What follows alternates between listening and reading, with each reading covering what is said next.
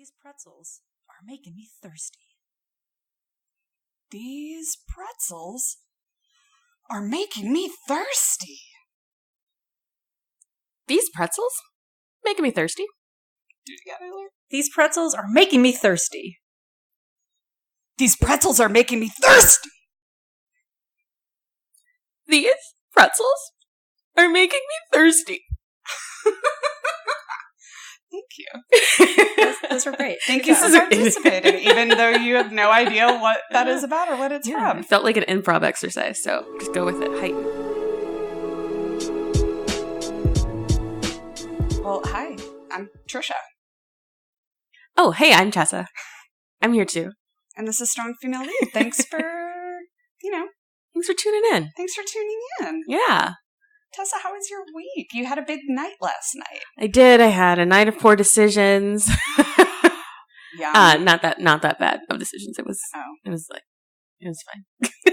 I'd like an example of at least one poor decision. Well, it was the alcohol was the poor decision. I started, so my improv team, Chunky Puppies, have been competing these past few Saturdays in something called Improv Gladiators here in Chicago. So you win a run at this theater. When you win if you win the whole thing, you get a run at the theater. So you can sell tickets and blah, blah, blah, blah. And so it's a big show that you can do as your improv team.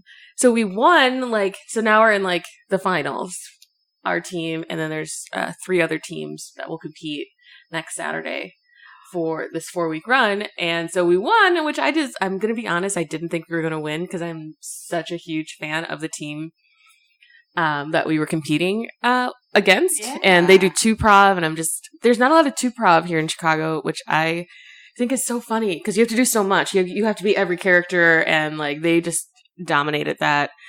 What's the name of the 2-prov, which I've never even heard. Go see them. Their team name is Hot Fries. Okay. I've seen a duo before, a female duo, and it was awesome. Yeah, I'm blown away, and I want to do some 2-prov now. Do you guys ever? Maybe this was just a Philly thing. So maybe it's a Philly thing, and it was a big hipster moment for me. Is I went to an improv show in the basement of a store. And there was just free PBR.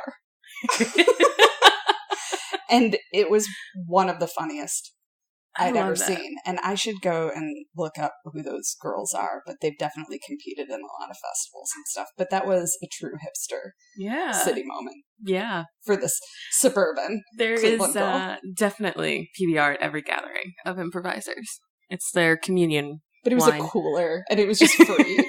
I was like, okay. Yeah, I love that. Yeah. I love that. I love improv.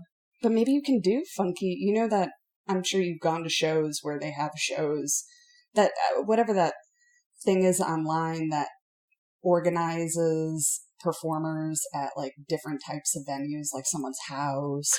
Or, hidden concerts. Yeah, what's it called? So Far Sounds? So Far. Yeah. Through Spotify? Maybe you can get in on that with improv shows. That'd be cool. I would love to do that. Oh, I'd love to host one at my house. That'd be so cool. Yeah. Why don't you should just coordinate them? Yeah, you can. Andrew wanted to do one at his office.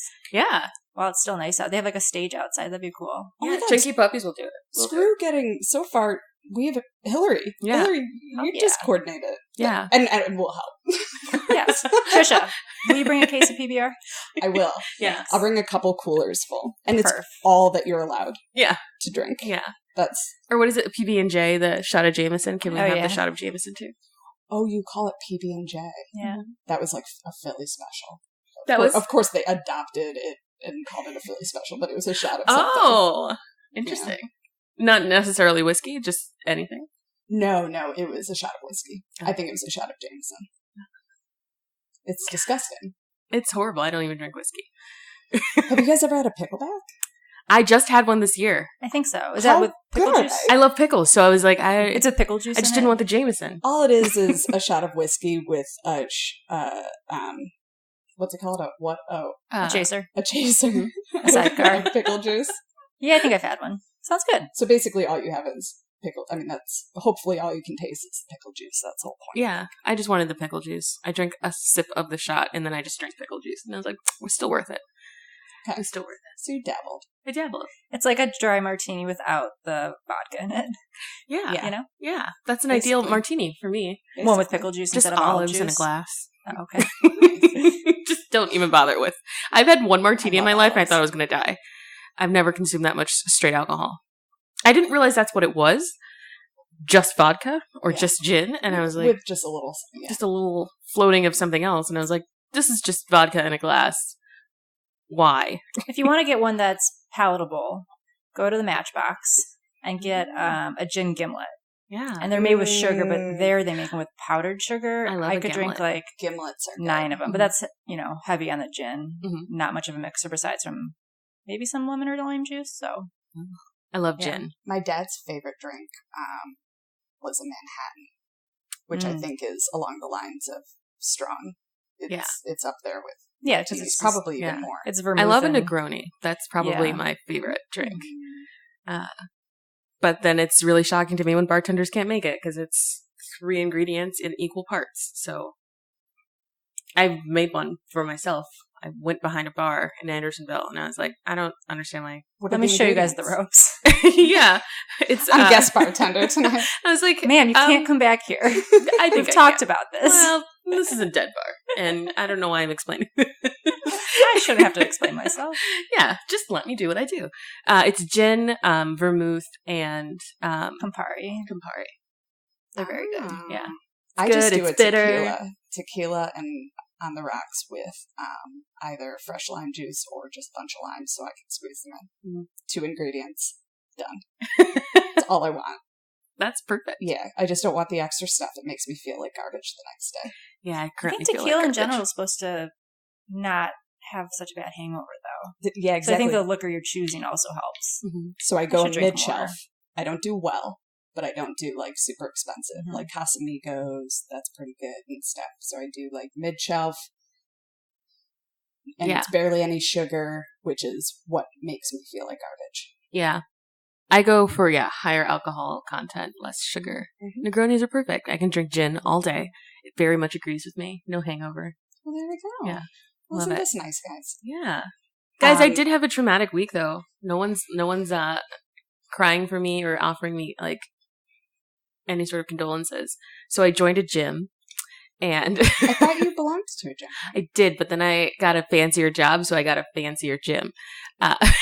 Boozy ass bitch. And she bought a fucking Vitamix yesterday. Like, what oh, the yeah. fuck? You Yeah. you just landed just this blowing job. money. Just blowing money like an It's like idiot. winning the lottery. You're going to end up on some sort of special. I love it. Ooh, how she lost it all. This is the beginning of my... this is the beginning She of couldn't my handle it.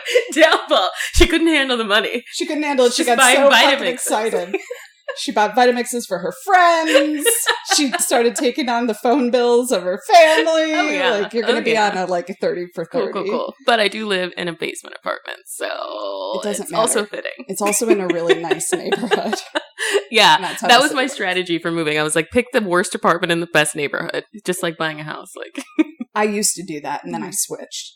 Nice I apartment. did, yeah.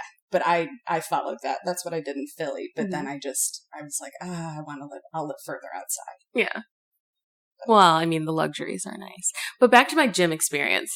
So, so this was weird because, like, in the gym, like, there's showers in the gym, like, it's a fancy one, so there's towels and hair dryers and all that kind of like weird Love stuff. that. Mine too. God, I missed that. I went to, like, I was at LA Fitness for like 2 years. don't I have think it's any called option. Law Fitness. Oh, Law Fitness. Oh, No, it's not. I just belong there, and I'm like, has it been that the whole time? I'm going to the law. yeah. Oh, Law that Fitness. sounds way chicer. I'm gonna start. Well, I don't have to say that anymore. But like the showers, like, have you ever had like a rain shower? Mhm. I don't like it. I've never experienced this. I like a stronger stream. It was weird. I was like, this feels like I don't like it.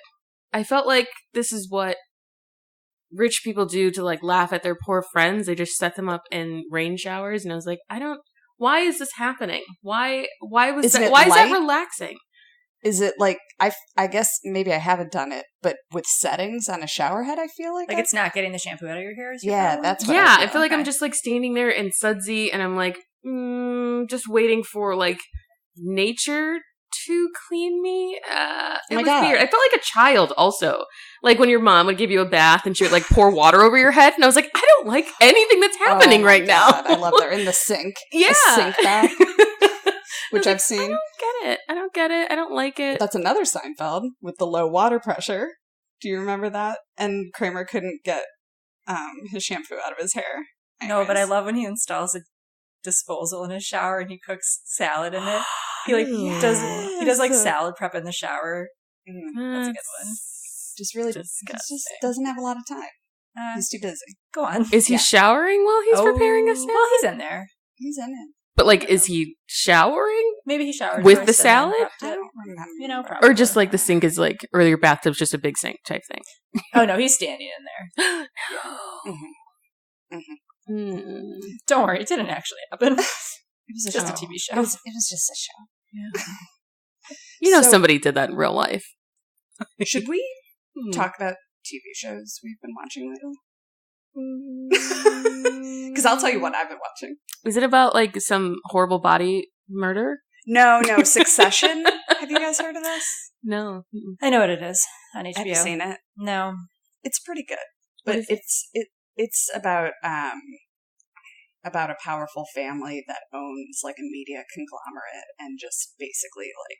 Are they supposed to be like the Murdochs? Like, a little bit?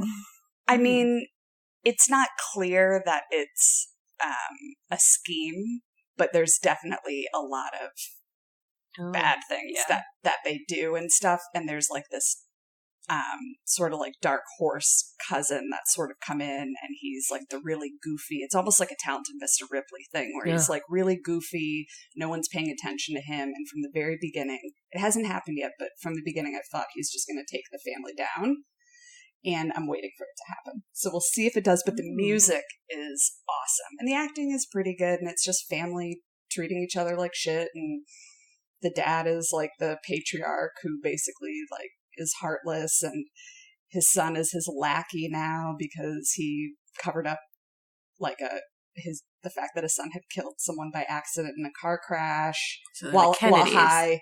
Right. So there's a lot of like, they're clearly pulling from a bunch of different families. And I just, I like seeing people with power fall down.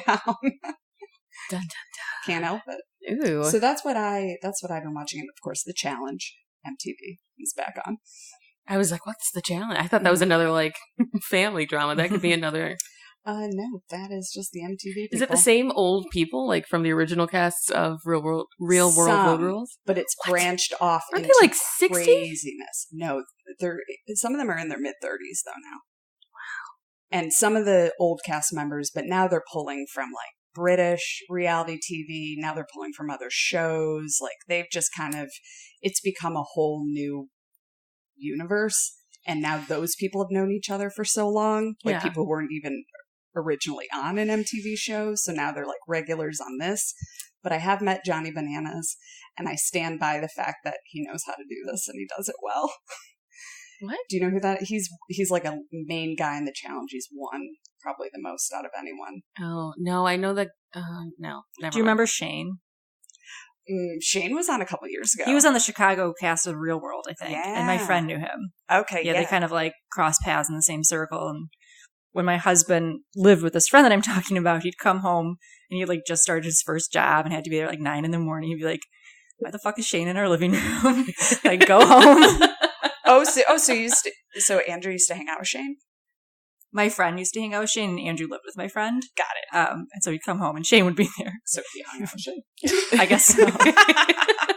Yeah. Yeah, he's good at it too. He seemed to let his emotions get the best of him, which seems totally natural. It's almost like a Bachelor setting. They're like cut off from everything, and it's just intense. There's a lot of money on the line. They're in a different country. They access to I feel like some of these people, this is all they know anymore. Yeah. Like it's how they make money. But it's not even like out of reality for them anymore. Like this is the reality. Like, because some of them have been doing it for like 15 years. Yeah. Mm-hmm. It's like all they know. They make enough money for the next year or couple of years, and then they work out. Truly, a lot of them like train. Oh. And then that becomes their livelihood. That's so funny. It's insane. But that's... Okay. Do you? If you've got the opportunity to make hundreds of thousands of dollars on the challenge, then do it. But I'm like, this has a shelf life. What do you do when you don't win? Well, yeah, a lot of them don't win, and all you get, I think, is a free trip. So you do get, like, that trip paid for, which is cool. You get room and board.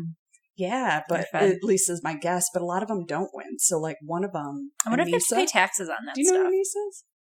Do you remember Anissa? Yeah. I remember the name, but I can't pinpoint her. She, I met her once, and she is really, really sweet. And, I mean, she worked at, like, one of the higher end strip clubs in Philly. So, I mean, they have a lot of different, I went to the strip club and then Anissa was stripping. And I was like, I am in the best rabbit hole of my fucking life right now. Like, and so then I went into the bathroom and she asked me to help her with her outfit. And I was like, now I'm like in this world and I have all, because I just love the challenge and stuff. And I was like talking to her about DM. And I just really got in. And then we took a shot, and then I paid for her to do a lap dance for my friend. And my friend said it was a little bit weird because she felt like she was being psychoanalyzed by Anissa during the lap dance. I'm like, love it. It's a perfect night for me. I saw Dennis Rodman at a strip club. How do you... My stories are like... pittance. I was at the word pittance compared to yours. I was at the one across from the Whole Foods in Chicago. I love that one. Just, hanging out, whatever. I've never been to a strip club here. I'll tell you a little story about it later. About this. There's the strip clubs in Chicago are weird. Yeah. They have some like weird regulations. But anyway, Dennis Rodman was there, and you know how he's a huge Pearl Jam fan? Ugh, no. He's a huge Pearl Jam fan, Chicago. But he made them. I think they were playing like "Daughter." Like, he was just, like, putting on, like, really bad Pearl Jam songs that were not... He kept requesting them, like, this is not stripper music. And then Andrew's like, Hilary, you cannot bring your phone out at a strip club to take a picture of Dennis Rodman. Can't you? No photos. I'm like, what? I would 100% like, he's here, though. Sneak a photo. So. Yeah. And so he's a fan of Pearl Jam, and Kim Jong-un is a fan of him. Yeah, so... Did you know, yeah, that like crazy obsession with the 90s Chicago Bulls that North Korea has is kind of amazing. Oh my God. That's okay. weird. I mean, we've done a little. This was a fun my God. I do want to say I've been watching I'm Sorry, season 2 on Netflix. I gotta start. It's amazing. Andrea Savage. I will. So funny. I want to do that on the show. On the podcast. On the show. On the podcast. Yeah. I love this show. I love it. I love every second of it. I think Andrea Savage is brilliant. And then, like, the creative team she has behind her is, like, every comedy genius out there. She's super funny. That's a good show. Love it. Nice. I was like, I've never wanted to be a parent, but I was like, this is as close as I think I've ever gotten to wanting to be a parent. To have a kid to do this thing. Like, huh? What? As long as it could be like she's doing it. Yeah. Yeah. Which is like 50% of the time you're a parent. And yeah. Yeah, she seems to be doing whatever the fuck she wants on the show. Hence it being called I'm Sorry. I just love, like, there's one episode where the little girl is finally learning to read. And so they're spelling everything. And then she can figure out what they're spelling. And I was like, God, what a sad day as a parent when that day. Oh, when you can't hide it anymore. Mm-hmm. When you're like, that guy is an ASSHOLE. Yes. Oh, God.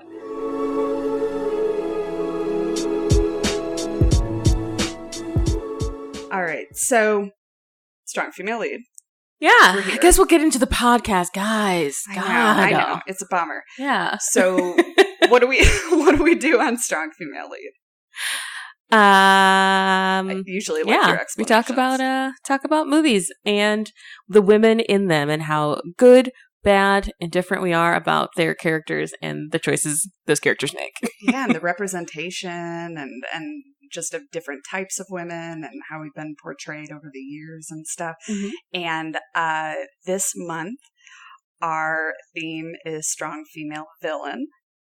Or villainess. I don't know. Probably just strong female villain. And the first pick was mine, and I picked Fatal Attraction, the 1987 psychological thriller starring a very young Michael Douglas and Glenn Close. Not that young. Not young. Really? He's 42. No. In that movie? Oh, even now. Yeah. He's like 75 now. So. Yeah, I guess. Okay. So Sheen jeans are pretty good. Yeah, seriously. Yeah. So, okay. Then featuring a younger Michael Douglas and Glenn Close. And this was something. This was It a was wild an ride. experience. It happened to my eyes. And just to your eyes? What about your heart? It didn't penetrate to my heart. It stayed very much on the surface because the whole time I think I was watching this mouth agape. Like, what? It was fully insane. Yeah. So you had never seen it. I'd never seen it. And I watched about 40 minutes of Hilary, what's the other movie? Basic Instinct. Basic Instinct. Nice. And I was like, there's no bunny murder. Where's the bunny murder going to come in? And I was like, this is the wrong movie. Yeah. But I think that was probably inspired by this. I think there were a bunch of different types of movie, like Disclosure and... What's Disclosure? I forget. I read that on Wiki. Oh. Disclosure and Basic Instinct were listed. Don't ask me for more details. Well, I just thought it was the top of your head. Like, you're like, oh yeah, and just like Disclosure. Well, yeah, because I have to act like this is on the top of my head, but I read. I studied up. Most of this is not on the top. Hey man, it has to come from somewhere. Has to come from somewhere. We'll find out what Disclosure was about. But, so this one, okay. So just quick synopsis. Dan Gallagher, who is played by Michael Douglas, this is what it says in all of these narratives. Successful, happily married Manhattan attorney. And it's interesting that they always describe him as that, and it just kind of goes back to how this was an 80s film, because we don't really dive at all into the background of any of the characters, but we don't dive into why he wouldn't be happy for some reason because he's going and doing this. But anyways, a successful, happily married Manhattan attorney who meets Alex Forrest, who's played by Glenn Close, through a work assignment. She's an editor at a publishing company that he is representing for something. And they sleep together while his wife's out of town. It's just like a weekend affair, and basically complete mayhem results after he tries to break it off and write it off as a fling because Alex will not be ignored, Dan. I had to do that, and I wrote that in all caps. And that's like... That's awesome.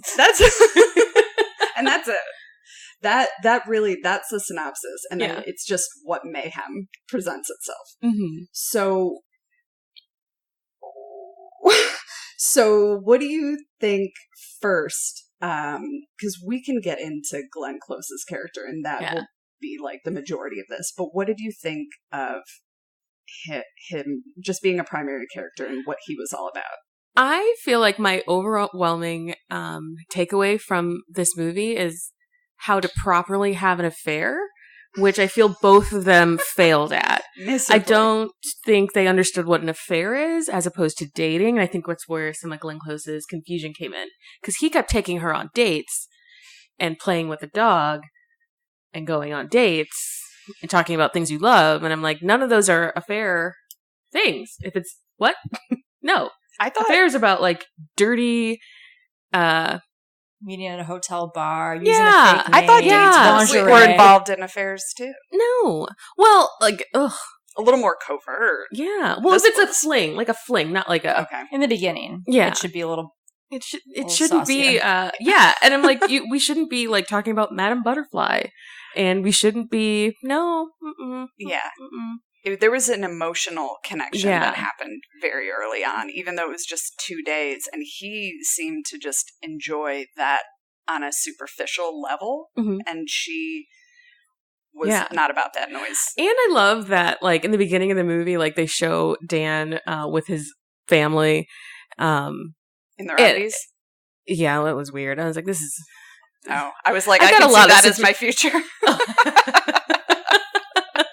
No, but I'm just like, they do very little to make it seem like his home life is like off, or that he's, I mean, the wife is attentive to the child, but I think we're supposed to also believe that, like, because he's not getting the attention that he used to get or is used to getting from his wife, it's that's why he's doing this. And I'm like, I mean, why are we setting what? There needs to be no justification. Like, all of this could have been cut. He was going to do whatever, because it's a crime of opportunity for him.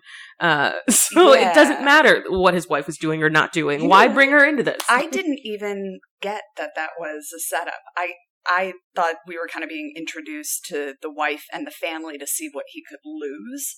But, like, I got a whole vibe. This was truly a boys will be boys opportunity. Like, there's nothing he really seems to be unhappy about. He was going to do it. And if she would have left him alone, he just would have never said anything. Yeah. And there was, like, for me, there was no deep dive into his, like, it was almost like just an acceptance that, like, men have affairs and this is their need. This is what they do, even if they have a wonderful wife who they're clearly attracted to, et cetera, et cetera. I was just like, oh, okay. Yeah. So, like, he could have done this before and gotten away with it, but we wouldn't know. But we wouldn't know. Because there was no backstory once this entire movie. Nothing. For every single character. Nope. Not one. But I know what you backstory. mean. Like, there was no context, but then I kind of took that a little bit as just kind of the time that it was made, but then we didn't get a context into anybody. But there wasn't even like a boys will be boys scene with him and his like work buddies, you know? Yeah. It's like they didn't develop that at all. They didn't make him like, like he seemed like you're a friendly lawyer. He didn't seem like high powered. He didn't seem like harsh. He was nice. He seemed like nice and like a good employee. Like, you know, he wasn't like a super strung out Wall Street, you know, guy in New York who like was taking his anger of work out by having an affair, you know? He wouldn't know. No backstory. For a 2-hour movie, it really jumped into the affair like very, very quickly, and then all of a sudden, it was just, there was nothing. Yeah, which is why, like, structurally, I there's so many changes I would make. This movie shouldn't ever have been 2 hours, because wow. I'm going to keep harping on that. Movies should be 90. I was not entertained the whole time. I would have just cut all the scenes with the wife, and they should have had the affair in the order that it happened. Then she should have immediately, like, found out, left him, and the whole movie should have been about him getting her back and Alex being crazy.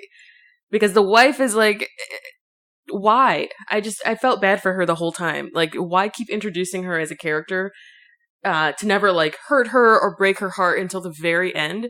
And then to make her be the one who has to, spoiler alert, kill Alex, like, still cleaning up his mess, like.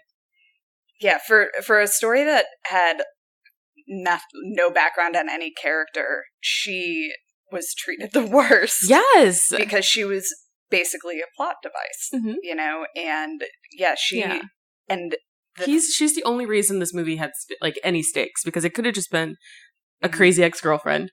But because there's a wife, like, and a kid, and I'm like, I just kind of, I hate the wife being a plot device. And it's funny you say that she ended up, you know, like, at least what I read, the message that came across with her killing Alex at the end was family can survive, you know, families will pull through, that kind of thing. And the original ending for the movie was supposed to be something that I think would be way better. And Glenn Close was fighting for it. She was very upset that this was the ending for the movie, because she had always believed that Alex was suffering from a mental illness, and that she was painted to be just psychopathy is a type of mental illness, but like that she was suffering from an emotional disorder, and that she was painted out to just be an enemy,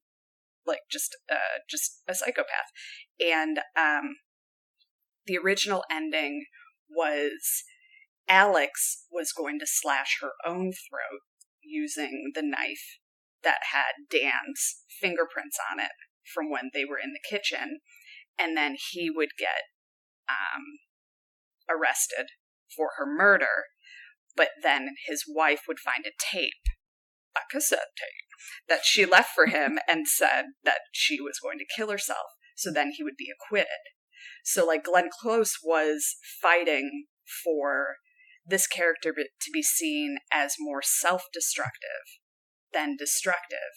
And she thinks that they did not do this character justice, and has called for, like, a remake of it from the perspective of Alex. And so Yeah. she fought for, like, even in that end scene where she did not want that scene with the knife and her coming after the wife, but she fought to have, like, where she was twitching and cutting herself by accident and stuff like that. She wanted that kind of stuff in there to show that she was self-imploding and that it wasn't about, like, it's not very common for someone who they think she has borderline.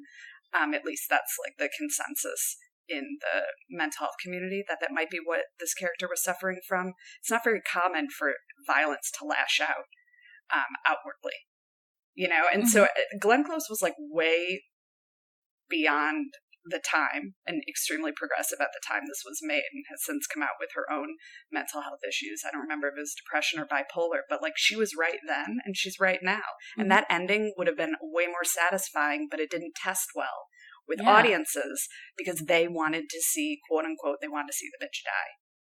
Yeah. They wanted to see her die and they wanted to see the family survive. So again, it was just all on her and not about him at all playing with her. At no point does he, like, well, only when he is absolutely forced to, because now she's become a threat to the family, does he even fess up to the affair. That any of this is happening. It took the bunny boiling for him to admit to the affair. That was the point. Yeah, where was PETA? What was their stance? Did they put out anything in regards to how violent this Were any animals injured in the making of this movie? I bet it was a stuffed animal, but it looked pretty scary to me. Whitey was the name of the bunny too. I was like, okay. But that's a kid. I mean, like, that kid. Oh, okay. Let's take a detour and discuss Ellen. I thought they were saying Alan for until, like, the last 10 minutes. What? Yeah. Way to put your kid in, like, all beige all the time. Is that what the late 80s look like?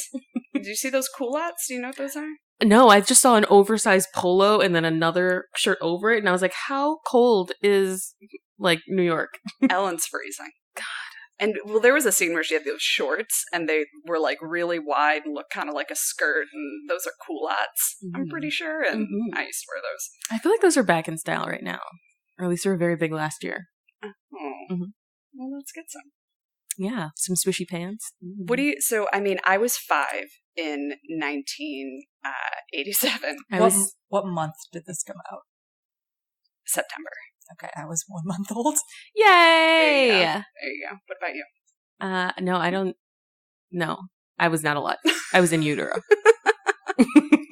Twinkle in your mom and dad's eye. No, was your mom in labor already? No, I was born in February of '88, but I was 2 months early. So I was a group of cells. A mass of grouping of cells. This had a lot of nostalgia for me, seeing their home and stuff like that, because it just looked like the way it was decorated was very much the house way, looked like, a lot like my yeah. And seeing that little girl with the short haircut just brought me back to me. I had a bowl haircut. Was confused that for haircut, a boy. That poor little girl.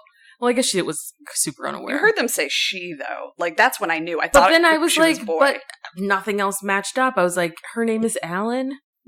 I was like, why do they keep calling her Alan? And this movie had a lot of potential to really break some ground in a bunch of different ways. I was like, should I just they them?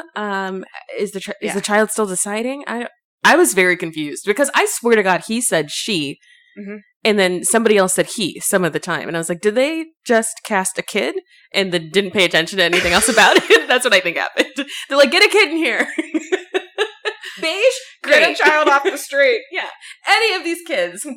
Yeah, I was kind of hoping that maybe the child was picking out her clothes and they were just allowing her to express herself. And I think that was just a style then. And then it was just a style. We're going a little too deep. There are shoulder pads, and then there are Glenn Close in a leather robe shoulder pads. I mean, was dying. She visited him in the office. I think she had, like, football. I was going to say she looked like a linebacker. I was like, where does your arm even start? I can't tell. Why was that I really ever thought there was going to be appealing? a disrobing too. I was a little surprised. Oh, in the office? Yeah, that was. I mean, he wasn't really putting up with that. her Ended visit, a little too soon. I loved that leather duster, and I would want to be alerted as soon as that comes back into style. I would wear that. What's a duster? that leather, that long jacket. A duster is like a long robe. Oh. Mhm. You're saying robe, you're saying jacket. Is it something to wear indoors? Well, it's like a trench jacket style Like a with trench coat. Yeah. a tie, which is kind of like a robe. bathrobe. Yeah. Okay. Yeah. I would totally wear that. Sans the arm pads, or the shoulder pads. But I was like, yes, leather duster. Let's do it. Yeah. It was insane. Other than that, I thought Glenn Close looked pretty, like, clothing-wise, excellent. I loved her first 2 outfits. I thought she dressed well in it for the time. Yeah, I thought they could have called her back into hair and makeup for most of the movie. Something was happening with her hair. Yeah. Yeah. Something was unclear. Mm-hmm. A decision hadn't been made. Yeah, she just looked so washed out. I was like, give her some lipstick, give something. Looked like a spray or like a the fake tan, like it looked like the cream or something. I didn't understand it. Yeah, I thought she looked great in that scene when they first are having dinner. I thought she looked phenomenal right then. And then the rest of the movie, she really falls off.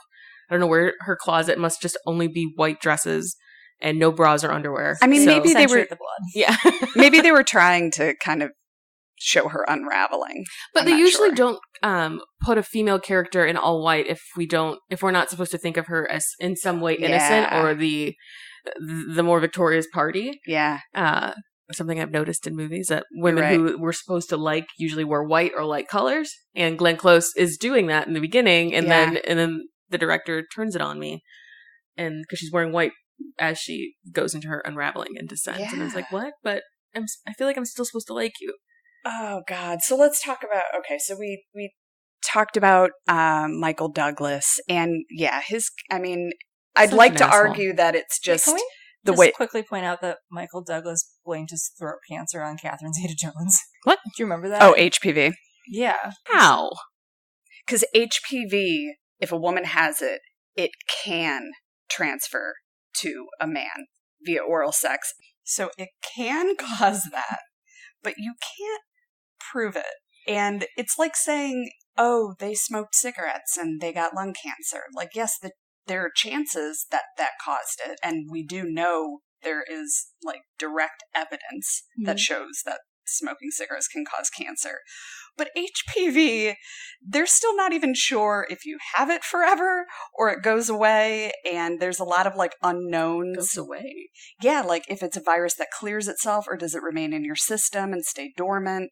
Oh. Like all these kinds of things. And so that really pissed me off because I'm thinking, Michael, I mean, you definitely smoke cigarettes, and you're going to go straight to blaming your wife, outing your wife, and say it. Like, it's one thing if you think that, but to fucking say it, like, publicly. What's wrong with you? Like, even if that's like a terribly crass joke you tell amongst friends. Did he say her HPV or just HPV in general? But either way, you can't even test men for it. I thought it was kind of directed to her. Mm-hmm.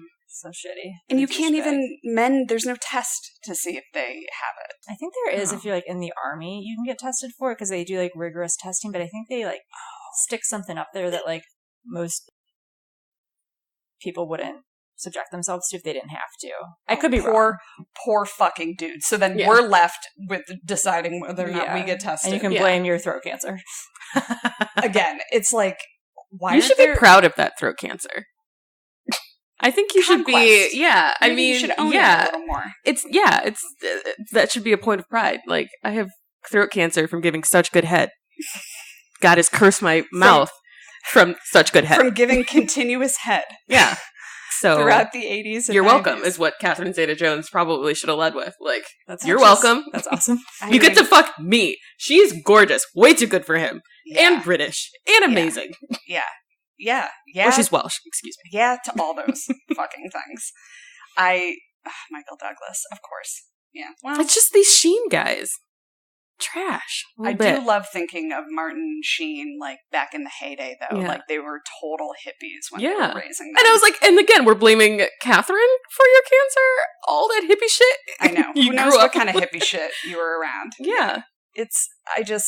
It's insane to me. I don't know. It seems like art's imitating life. He might be Dan.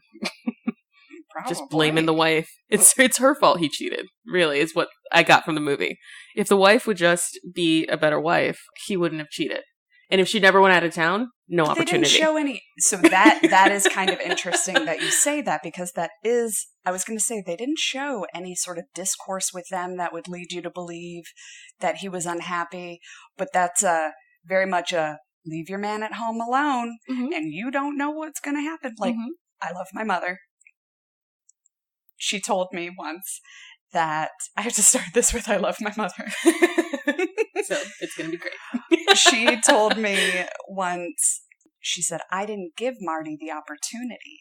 I just made sure that I had dinner on the table, that he had a reason to come home after work, etc. And I mean, I can't argue with that. My mom and I are of different generations. But like that she was taking on that sole responsibility for it, I was like, that is too much for me, personally.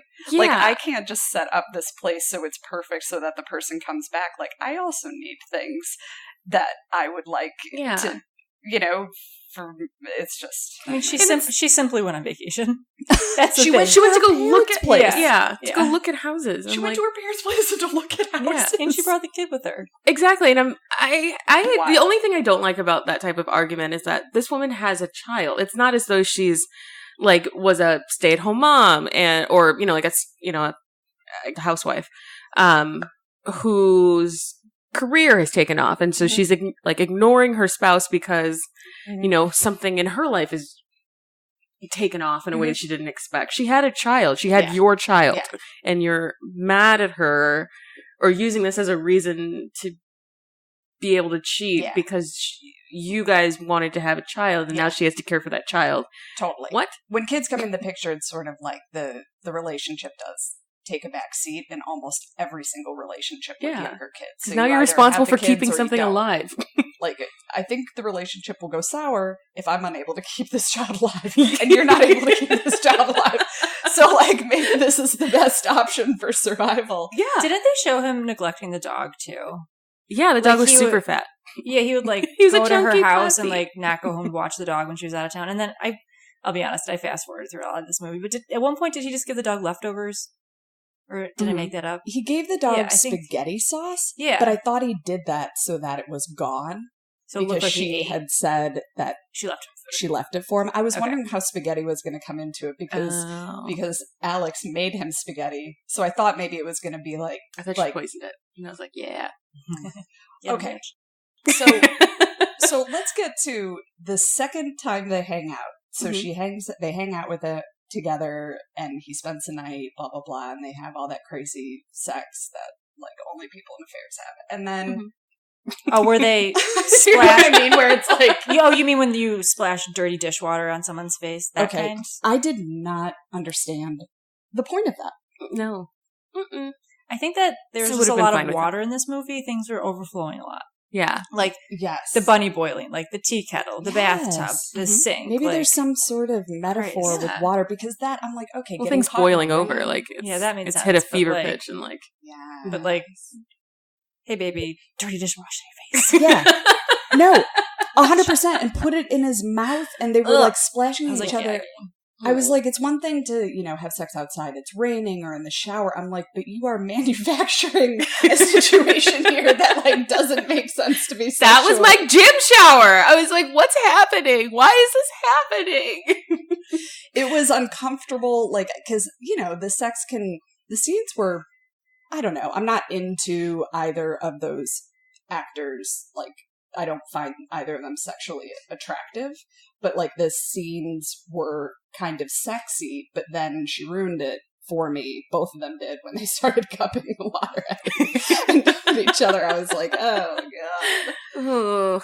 Well, no, but after that, when he goes back the second night, and this is when, because I was waiting for symptomology to appear. I was like, there's going to be something. And it definitely hit when it was the tug and pull, like, leave, fine, stay, no, leave, and then the wrists. And I was like, that happened extremely quickly. That was an escalation. Just for movie's sake, because I think that would be a rarity in the second instance that you find out with someone. But maybe not. Nah, I don't think I think that escalation could happen, yeah. Wow. If you have a borderline personality, like, just using my crazy ex-girlfriend as an example, yeah. Or that watching, escalation happens fast. Aubrey Goes West. Yeah. She's immediately obsessed with those people Mhm. and like acting. I mean, That's true. I but guess, this was like hours. but like a suicide attempt within 48 hours. But you've added a sexual component, which in Ingrid Goes West doesn't exist. But I think that's probably the closest other film that we've done to what's happening with Glenn Close. Mm-hmm. And that sexual aspect, I think, would intensify things even more. Yeah, especially when she's like down low and just wow. I was thinking anyone can see that. I mean, it's 1987, but like that's not villain behavior. That's manipulation. Yeah. But there seems to be a real undercurrent of something else going on here. Like, because it's not instinctive. Like it's behavior that acts against instinct, and that was intense. And then she's like, "Okay, we cool." Yeah. Like, do you know what I mean? Like, we're cool. And I'm just like looking at Dan as he's like running through the house and like ripping sheets to make these bandages, and I was like, "Are you a doctor or are you a lawyer? Maybe call someone. Maybe the ambulance wasn't called." He didn't want to, because I bet he didn't want to get caught with her. Well, who's checking police records? Like, where's the threat? I'm just saying, I bet that lawyer hat of his came into play where he's like, no evidence of us being together at all. But of course he was risking her life. Mm-hmm. But also she probably, my guess is she cut herself potentially in a way that she thought maybe she wouldn't die. Yeah. She went across the river instead of down the stream. Yeah, so. and we all know. Yeah. I mean, if you were serious. If you want to be successful. Yeah. if you aim to achieve that's probably not going to do it. But it was when she went up to him and she touched his face. So that was when I realized for sure that there's a mental illness. Yeah. Because she really does, like, in the first date or hang out. Well, at the bar, I thought she was strange. When they first met at the holiday party or whatever that was, I was she's being very strange and like. I thought she was flirting for sure. Yeah, but when she keeps bringing up the instant attraction thing, and I was like, I think it was one way. Perhaps. Yeah, or was like the desire was definitely palpable in my viewing, more from her than it was from him. Yeah, and then I was like, how did she get into this meeting? And like, how this isn't fate. You're engineering this. And what was with the death glare at his coworker? I was like, did they already know each other from something? I thought this was the second iteration of this affair. And so I was like, maybe that's why it's way more intense the second time. Because like, oh, you've already done this to me once. But then that never came out because I didn't get the death stare. Yeah, I didn't either. I was like, that was and everyone insane. seemed to know who she was. But then she's only at work like one time. Yeah, it was... Yeah, there were some loose ends. Where it was kind of like, well, I guess that doesn't matter. Yeah. Well, I'm curious who wrote this. Oh, I'll tell you. I have it written down. It was written by James Dearden, but I think there was a short film originally. And I think perhaps the short film had the original ending. And that's probably why there's no backstories anyway. Because if it's a short story, you don't have as much time to develop characters. There's zero character development in this movie. Zero. Because it's just action. Like the shark from Jaws had more character development and agency than Glenn Close into this movie. Yeah. Yeah. I hated this movie so much. Did you hate it? I mean, yeah, I really did. I had fun watching it. I literally fast forwarded through a bunch of it because nothing was happening. And I really would have liked, obviously, if her mental illness was the reason why she was acting this way, like, I wish they would have gone that way. But I also like in movies, and like it's been done before, and like she's, becoming violent now with him and becoming obsessed with him. And then they give you a peek into the last person she's done this to. I always like that in movies. Yeah. And then they like would give Michael Douglas a warning, but it'd be like a quick warning and then they're out of there because they know how dangerous she is. Mm-hmm. Nothing like that. Yeah, no. Never went into her mental illness. Yeah. No. Because I don't think they saw it. Truly, I don't. Was she pregnant? Who knows? Yeah. It doesn't really matter. It didn't play out at all. It doesn't matter. It's not like they found out, oh, nice the baby survived somehow. Or like, I don't know. Like, there's no point. Like, there's no point to anything. I don't think I don't think that they thought of her as having a mental illness. So Glenn Close kind of guessed that there was a deep psychological profile that could be done on this woman. So she went and visited psychiatrists, and she said not one of them brought up the fact that this woman could have a mental illness. And someone did say that they thought she had erotomania, which is basically thinking that someone is in love with you. That's as far as they went. I was like... Who's they? There was one doctor that said that, like a psychiatrist. Got it. Oh, you're saying if like a doctor watches a movie and that's all they could diagnose her with? Because no, like she had the script, went to therapists before to prepare for the movie. So she was asking questions kind of like, what could I do in preparation? And there weren't enough clues for the doctor to diagnose her. It sounds like maybe they pulled from the short story, which did have the other ending and maybe had more of a diagnosis, but then they didn't put enough of that into this script. So she did some of those actions, but not with enough of the backstory to make it clear. Yeah. And I think when you don't treat the females in this movie as actual characters, actual people, not just, it seems like they were in a pitch meeting and they're just like, oh my God, this is what we should do. We should have her boil a bunny. She should definitely stab him. Let's stab him. Affair, crazy sex. Cool. Who can She's not really dead, and then she pops back up like in a horror movie. Because you can't kill evil. She gets like more of like a... It was just insane. I was like, okay, guys, this is totally unnecessary. Hilary and I watched that scene together, and I was like, I don't think she's dead. And it was so violent. I also hated that. Like, it was killing her was so violent. I was just like... When she's like scrambling on the floor when he originally goes, I was like, that was played so real. And I was like, did Glenn Close get awards for this? She needs all of the awards. She was nominated for an Oscar. She needs the awards. Michael Douglas, and this was telling of the time too, and watching it now in 2019, like he is physically aggressive with her early on. Mm-hmm. Like not even... Not just the killing scene. Not when he fears that like... him being hurt is imminent. It's like when he's mad at her. Mm-hmm. And I was just blown away. I hated that. And it also made me think that this movie was shot out of order. Because the way he's reacting to her, she is, for me, perfect. And like every scene she did, for me, Glenn was perfect. But he was off because he shouldn't know her so well. He shouldn't be that angry. Like and I was like, this must have been shot out of order. Or reshot. Something was reshot. Like that was shot in the beginning? Yeah. And I think that's where the first bar scene, I didn't get it. And I was like, do they already know each other? Like, why is he acting as though, like, she should Sometimes they do those rough scenes, like, in the beginning, so that it's almost not less awkward, but, like, to get him out of the way. Like, they'll do love scenes sometimes in the beginning, which is kind of bizarre because you're supposed to be a little more connected. Yeah. But I thought he was wildly violent with her, like, maybe before. They just did it, like, 1 million takes, and he's just like, whatever I gotta do to make this day stop. Like, her face in the window, I was like... And when he grabbed her hair from around, like, when she opened the door, I was like, holy shit. And, like, that is never... It's not okay. It's never been, I mean, she's emotionally abusing him. That is definitely happening with the manipulation and everything. It seemed like the wife even had like a little more sympathy. Not that she was, like I felt like the wife could have stepped in and like not shot her. Like I thought she like was capable of like more sympathy. Like he was just horrible. Not that she should have had to like do it because he couldn't do it, but yeah. But I'm like, I loved when the wife was like, don't ever call my house again or I'll kill you. And I was like, she's going to kill her. Yeah. But I believed her. I believed her in that moment.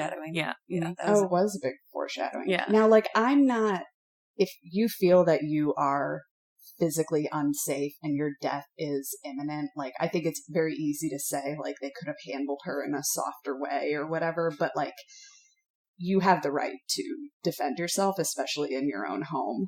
But you have to have that in you to act like that. Like it's one thing to like for her to shoot her. I mean, she was not the him. And I was like, he was fighting her as if she was another man. Yeah, which was the. Yeah. And I was like, it's never because what does she weigh? Like maybe $125, like soaking wet. Like I'm like, there's no way he couldn't have just subdued her. Yeah. Even though she is crazy, but he's also not in his right mind because she's been psychologically torturing him for what seemed like a very long weekend. This was a loss. Did time pass? You know what though? I agree with you. Like, I'm talking about the woman. Like, her shooting her was like a full justified shot. Agreed. And she said she was going to do it. So yeah, I think if you which tell someone could you're be killed, premeditated. So they should have taken that scene out. She did warn you. The law.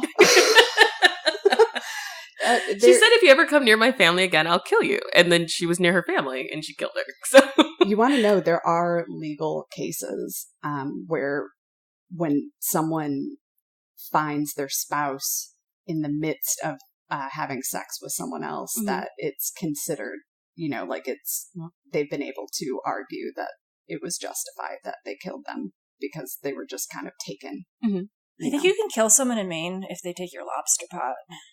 I'm gonna look into that. What's a lobster pot? Oh, it's like you put a lobster pot out in the middle of the ocean to collect your lobsters. What? There's like some old maritime law that I think you're allowed to kill someone if they take your lobster pot. How would you know yours from another? Because they're tagged. Like, they're numbered with like buoys and I'm just stuff. imagining silver pots in a cape. Well, it's like a cape. So you have like a buoy and there's a string and then there's a cage at the bottom and like you go pick up your lobster pots and reel them in. But there's like an old law that you were like allowed to kill someone if they took your lobster pot. I love old laws, except that someone might do that and then be able to lean on that law. Yeah, no, it's fucked up. I mean, it feels like that would be an elaborate setup for somebody who wanted to kill someone to just be like, oh, I mislabeled these 2 lobster pots. Oops. That's mine. Shots fired. I should probably look at that. That's a good movie. I would watch that. I like that. Have you seen the movie Lobster? I love that movie. I fucking love that movie. I don't The think Lobster. I gave it a good chance. I'll try it It's again. so slow. I didn't finish it because it was so slow. Yeah. This is shocking because you are supposed to love that shit. I know. That movie is phenomenal. I saw it 3 times in theaters. I know. I loved it. It's totally up my alley and I couldn't finish it. It's so slow and it's very dark. I'm with you. I couldn't. I stopped. It was dark. It was awesome. It was weird. I was just like, keep moving. I couldn't. I love that he wanted to. I love that movie. I love that he wanted to be a lobster. What would you be? A tiger. Ooh, ferocious. An animal for the... What was the premise again? I think you have to a mate kind of with an animal, or...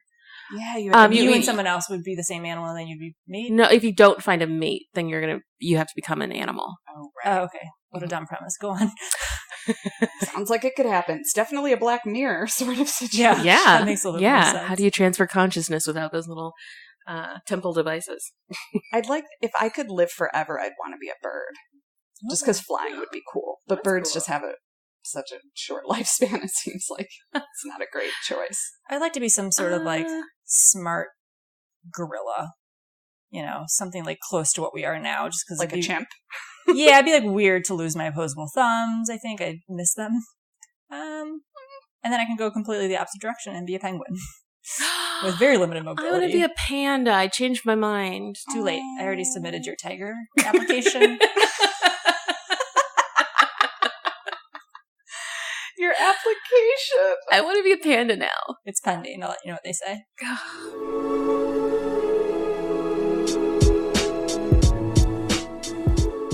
Fuck me and call me Sally.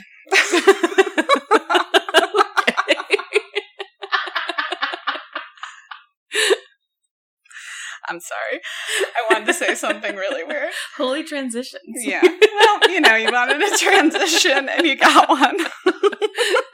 Oh, no, I enjoyed it. Okay, so we went over... I mean, we can't even talk about the arc of a character because there was no arc in any of these characters, right? I don't think any of these characters...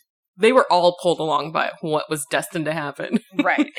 All this seems like an inevitability. So let's talk about the villain portion first. Yes. So, I chose this because I knew that there were issues with the depiction, and there have since been people come forward and saying they wanted it to be remade. It had its 30th year anniversary last year, and so it just made me realize, and we talked about this before, mental health and the portrayal of the MPDG, and basically the MPDG seems like it's just someone who has some mood swings.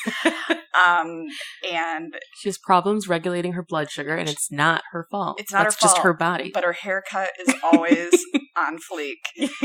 And I think that this that villains are similar, like in terms of a lot of them, male and female, but we're focused on females for the pod, exhibit symptoms of serious emotional and mental disorders. And I think that she wasn't in actuality a villain. I think that she was someone who suffered from borderline personality.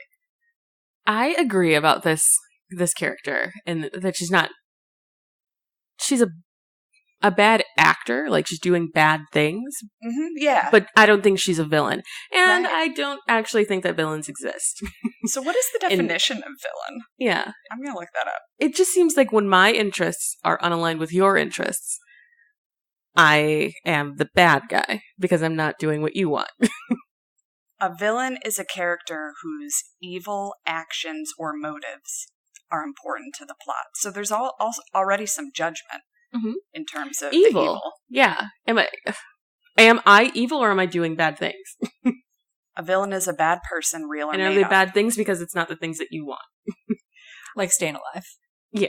Well, Yeah, I mean, I think that's where it tends to come into play. until is the if murder, it's death. she's not a villain to me. Right. Until she was going to kill them. Like, that Mhm. was really the only... And, well, boiling that bunny I think that's Was- bad action. was a We a boil pretty lobsters. negative thing to Wait, do. did they ever maybe consider that she was a sociopath? Whoa. Because that's another one of the big signs is torturing animals. I think psychopath, and I think they're interchangeable now. Like, we call you a sociopath all the time, but I do think in the clinical world that they actually use psychopath as sociopath. But I wouldn't want you to get too stuck into that. I mean, judging Think by about my it too answer to the much. last thing you proposed, I'm like, it might be accurate. But okay, fine. Okay. Because, like, the difference is so nuanced. It's more like I know, and interactive I know with they people. changed the names a lot. Yeah. yeah.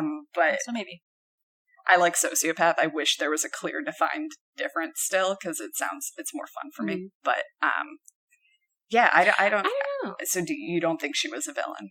I don't think she was a villain. I think she did bad things until the murder. Until like you cross the. To me, there's a line that's like where I'm putting my will upon somebody else. Yeah.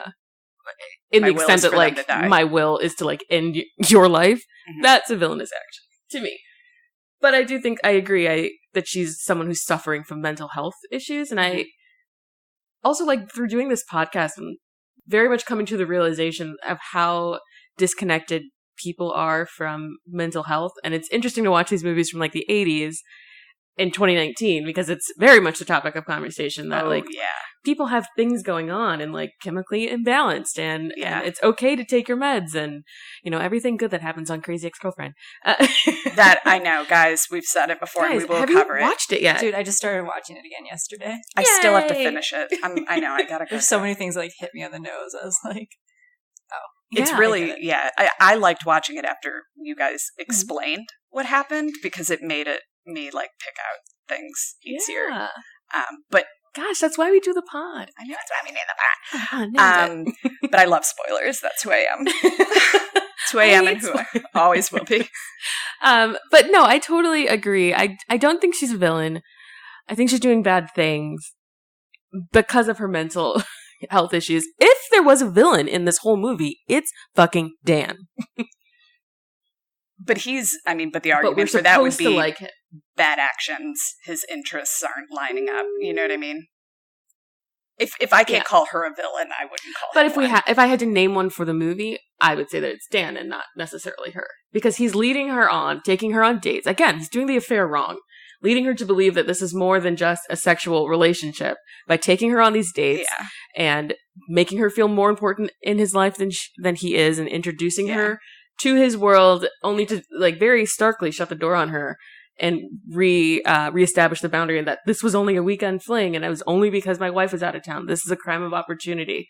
Right. Negating everything that she could be feeling. I know. If anything, he's fucking Dan. He's the one who lacks empathy. He doesn't even seem at all like It's when a impacted sociopath meets their emotionally codependent. by anything that occurred. It was Yeah. only to cover up, and he didn't even seem distraught in the tiniest bit after he got home that night. And it's not like I was just like nothing.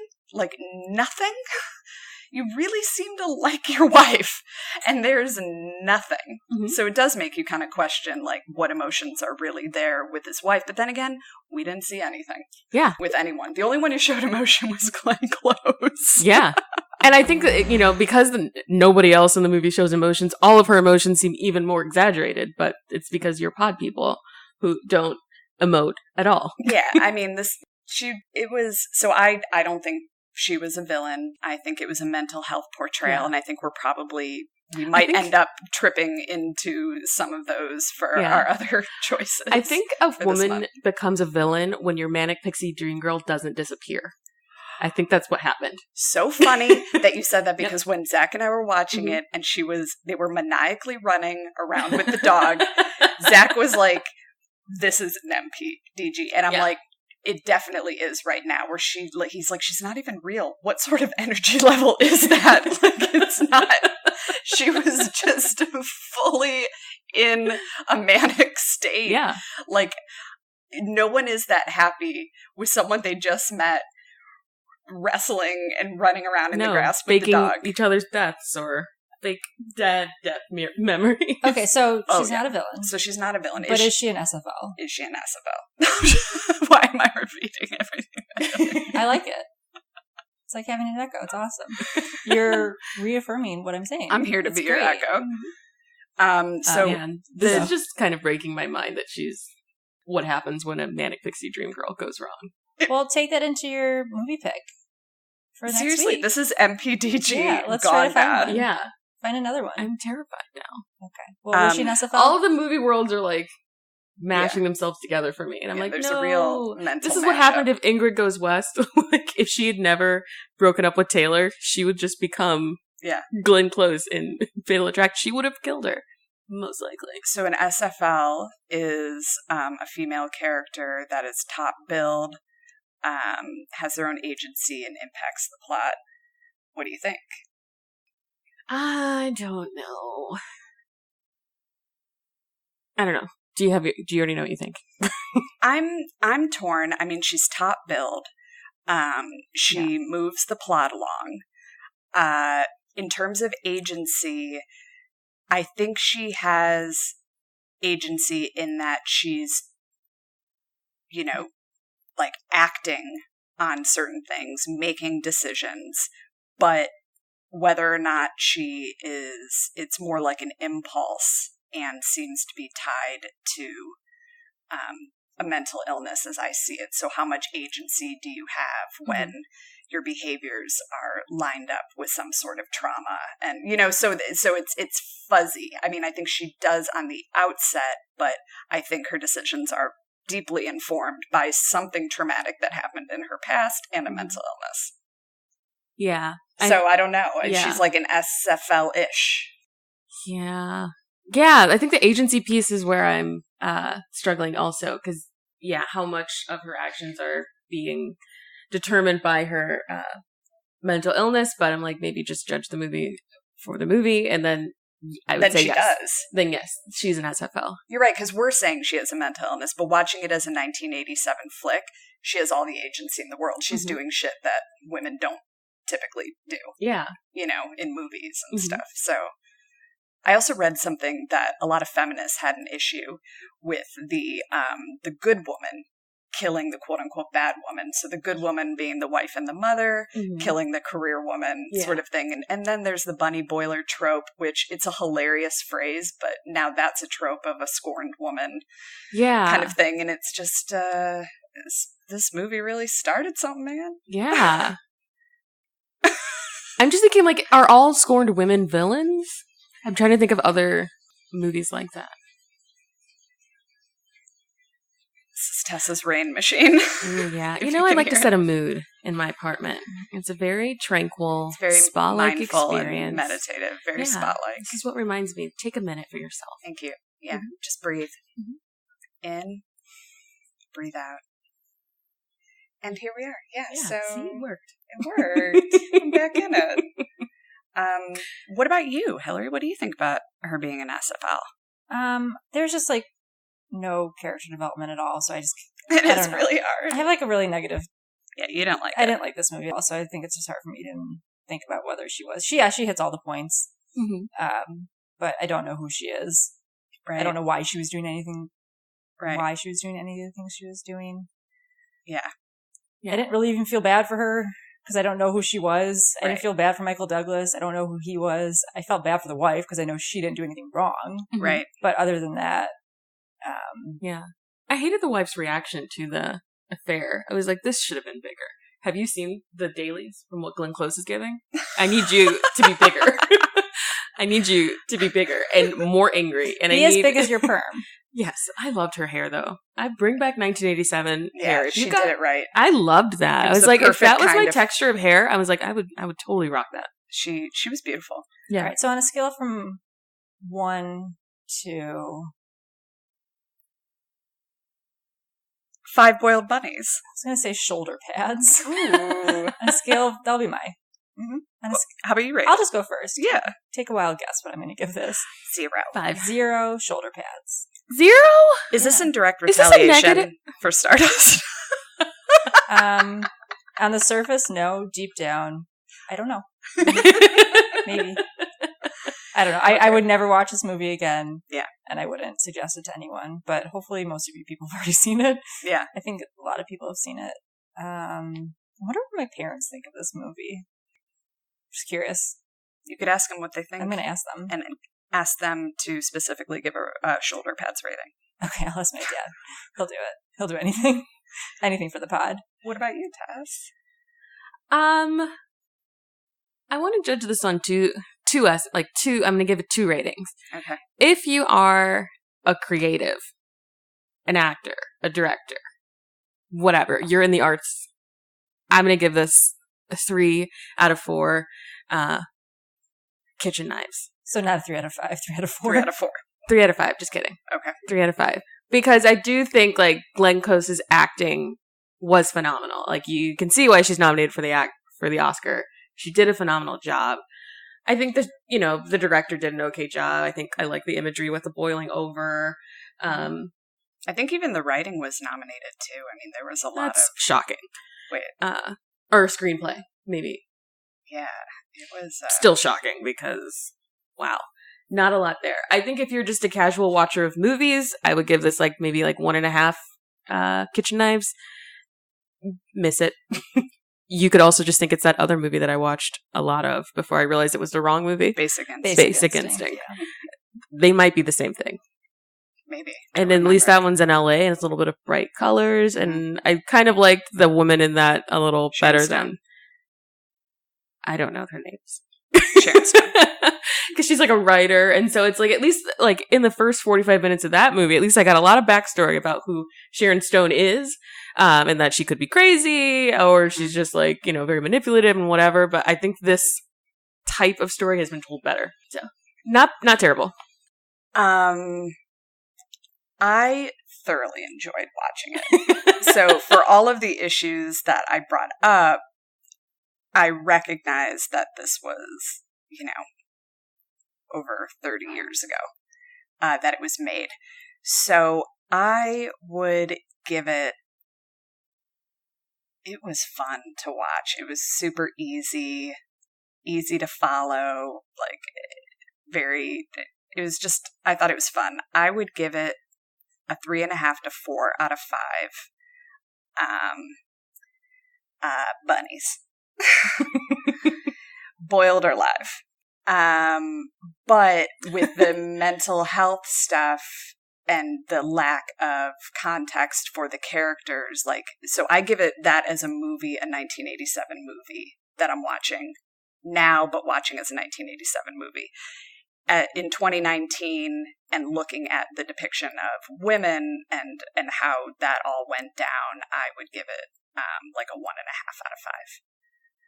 So for just how she was kind of painted in a certain way and that sort of thing, and how the male was portrayed and then the wife, etc., very, very low.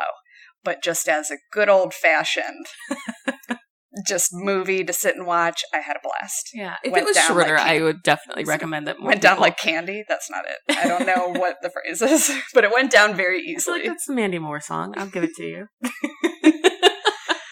Yeah. If this was 90 minutes and we cut out a lot of the middle, I would recommend it more. But I was like, for 2 cut out hours. the middle, but I fast forward and I still didn't like it. So I didn't fix it. It was long, but it didn't seem long to me, which is kind of funny. I don't know, man. I enjoyed it. Yeah. But it was also a little bit of a time capsule for me, and I like those 80s movies that are that type of 80s and not, like, I love the fun and the bright and the crazy 80s, but this was more the 80s that I saw and remember, and so it's kind of fun to just see that sort of thing. Nostalgia. Yeah, nostalgia.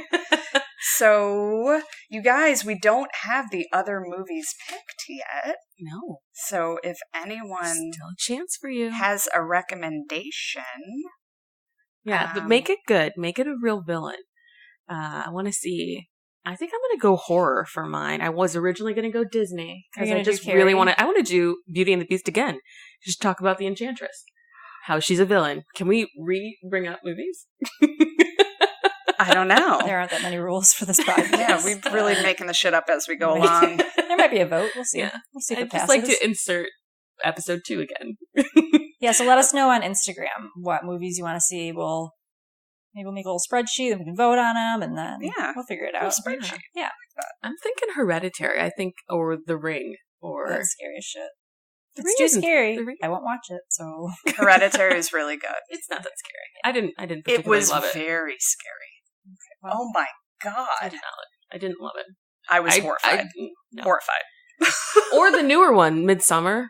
I want to see that. I That can't was wait. not good. It was truly terrible. I can't wait. are you suggesting these movies that you hate? Oh yeah, I don't think you shouldn't watch it. Just because I didn't like it. Have we learned that Tessa prefers podcast episodes when it's a movie that we don't like or that... Oh yeah. Well, I mean, right? Just, They're more fun.